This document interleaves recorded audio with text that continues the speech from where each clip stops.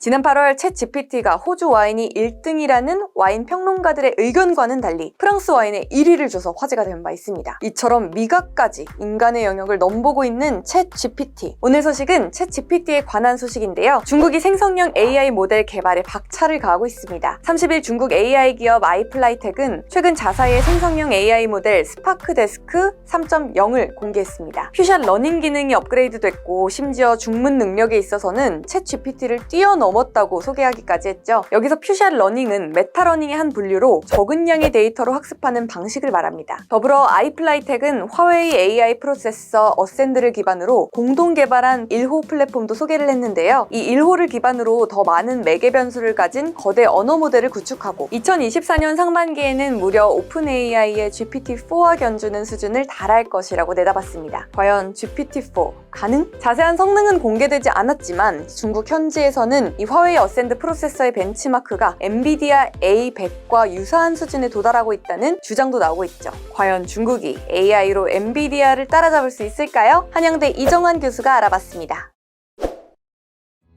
생성형 AI, 챗 GPT가 가장 대표적이라고 할 수 있는데요. 이것은 일반 AI하고는 조금 다른 특성을 지니고 있습니다. 생성형 AI는 기본적으로 대규모 데이터셋을 기반으로 해서 훈련된 딥러닝 모형, AI 모형이라고 할 수가 있는데 근본적으로 사람의 주문에 따라서 새로운 것을 만들 수 있다는 어떤 기술이라고 보면 될 것 같습니다. 기존의 이 AI 모형들은 학습된 것에서만 답안을 주지만 학습된 것 이상으로 뭘 끌어내기 어려웠는데 생성형 AI는 진실과 유사한 가짜를 가지고 가짜와 진실을 복합적으로 학습시키면서 어떻게 보면 일종의 데이터 융합을 이끌고 이에 따른 보다 반응이 좋은 정답에 가까운 답을 낼 수 있도록 유도한 어떤 AI 모형이라고 할 수 있겠고요. 근본적으로 챗 GPT를 써보신 분들은 알겠지만 이 생성형 AI를 쓰게 되면은 우리가 물어본 것들에 대해서 학습을 정확하게 안 시켰다고 할지라도 답을 만들어서 답을 여러 가지 융합해서 줄 수 있는 그러한 파워풀한 능력을 가지고 있다라고 보시면 될 것 같습니다. 이렇기 때문에 이제 생성형 AI가 미래의 밸류 체인의 중심이 된다라고 보시면 될 것 같고요. 모든 애플리케이션, 사진 생성, 동영상 제작, 방문, 코딩, 3D 모델링, 작곡, 마케팅 모든 밸류 체인에서 이런 생성형 AI가 쓰일 수 있다라고 보시면 될 것 같습니다. 이런 생성형 AI가 각광을 받는 이유는 그리고 중국에서 개발을 하려고 하는 이유는 결국 미국에서 개발된 이런 오픈 AI 같은 것들을 중국에 사용하게 되면 중국의 기술이 넘어간다든지 혹은 중국의 이제 다른 정보들 어떻게 보면 좀 개방적이지만 또 폐쇄적인 어떠한 인터넷 구조들을 갖고 있는데 오픈돼 버릴 수 있기 때문이라고 볼 수 있겠고요. 그렇기 때문에 중국만의 자료들을 기반으로 해서 그리고 외국 자료까지 합쳐서 대단위의 모형을 한번 구축해서 생성형 AI, 챗 GPT 같은 모형을 만들지 않을까라고 예측을 하고 있습니다. 이것이 없다라 그러면 향후 미국 기업들은 이런 생성형 AI를 바탕으로 해서 앱을 만들고 앱 서비스가 보다 소비자들의 만족감을 높이면서 시장을 지배할 것이라고 생각을 하고 있는데 이게 뒤처지게 된다면 흔히 말하는 AI 경쟁에서 중국이 뒤처질 수밖에 없기 때문에 굉장히 적극적으로 개발에 나서고 있다라고 아마 이해하시면 될 것 같습니다.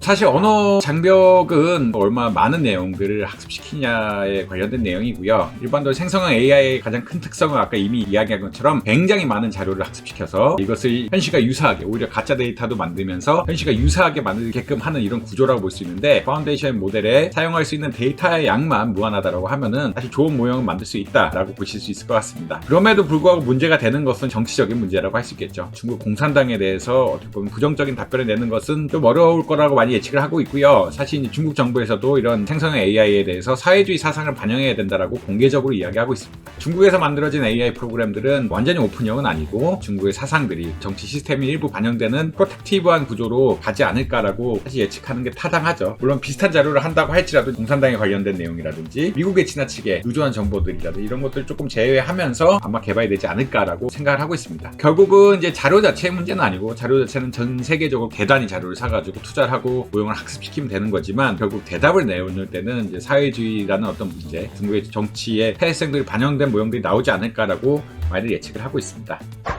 그렇기 때문에 이제 사실은 중국의 플랫폼이 생긴다라고 보면 될 것 같고요. 사실 중국 기업들이 오픈 AI의 챗 GPT를 사용해서 애플리케이션 개발한다? 이거는 사실 중국 정부에서 막을 것이라고 생각을 할 수 있겠고 특히나 이제 미중 간의 AI 경쟁이 불을 붙고 있는데 AI 경쟁을 할 때 중국이 미국 플랫폼을 사용해서 어떤 애플리케이션 개발해서 쓴다? 이것은 정보 유출의 우려도 있고 오픈 AI가 학습을 해서 미국의 기업들에 영향을 줄 수도 있기 때문에 이것은 사실 불가능한 일이라고 보시면 될 것 같습니다. 이렇기 때문에 중국은 중국 나름만의 생성형 AI 시스템 시스템을 만들 거라고 보시면 될 것 같고요. 미국에 팔려는 목적보다는 중국 내의 어떤 AI 독자 생태계, 생성의 AI가 반드시 필요한데 생성의 AI를 바탕으로 해서 모형이라든지 3D 기술, 다양한 기술들을 접목시킬 수 있는 이런 것을 내놓지 않을까라고 생각을 할 수 있겠습니다. 서로 갈등이 해결 안 되고 경쟁 관계로 나갈까라 하는 분야는 결국 AI, 반도체 이런 분야들인데 AI 영역에 있어서 중국만의 플랫폼은 중국에서 이용을 하고 미국의 플랫폼 미국에 이용해서 어떤 경쟁이 펼쳐지지 않을까. 왜냐하면 다른 곳에 노출된다라고 하면 결국 학습될 수밖에 없고 서로 일종의 스파이처럼 이용될 수가 있기 때문에 그런 것은 안 맞겠다. 예전에 이야기 들어보면 삼성전자에서 챗GPT 쓰는 걸 막았다라는 이야기가 있는데 그런 기술 안보, 경제 안보와 비슷한 맥락이다라고 보시면 될 것 같습니다.